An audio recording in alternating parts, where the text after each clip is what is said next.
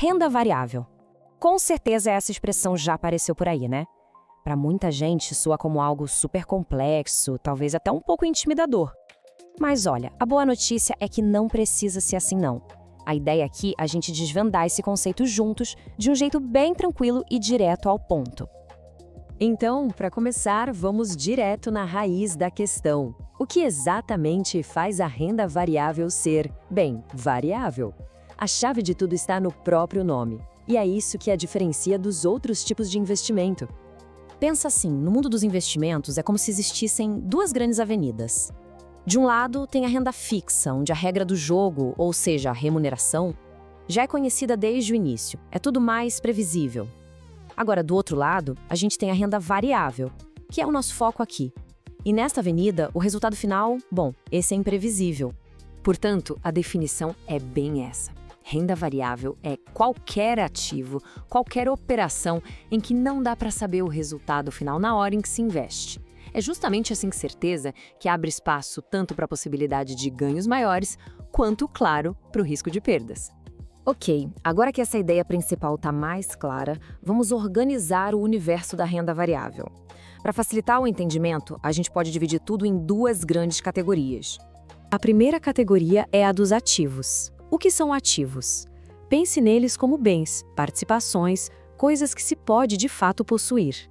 É aqui que moram os mais conhecidos: as ações de empresas, os BDRs, que representam ações de empresas estrangeiras, os fundos imobiliários, os ETFs e até commodities como ouro e petróleo, ou moedas. Certo. Além dos ativos, existe uma segunda categoria, que já é um pouco mais complexa, um passo adiante. São os chamados derivativos.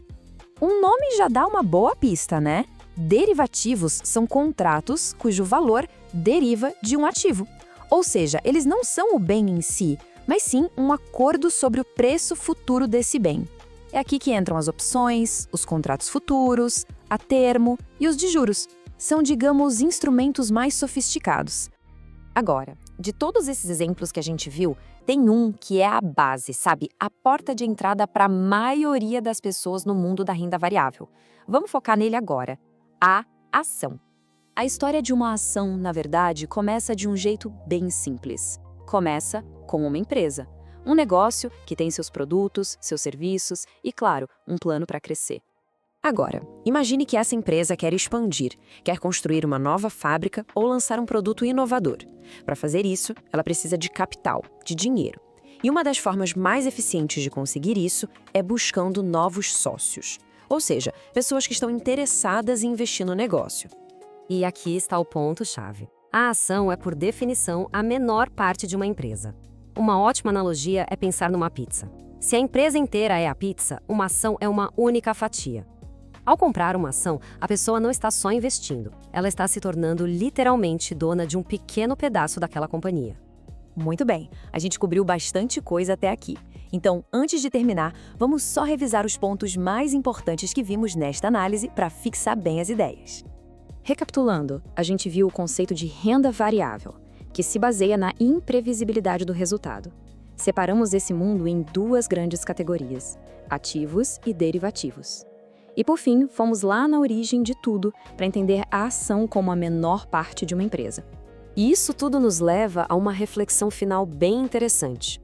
Entender que uma ação é um pedaço de um negócio de verdade muda totalmente a perspectiva. Deixa de ser só um código piscando na tela e passa a ser uma participação real.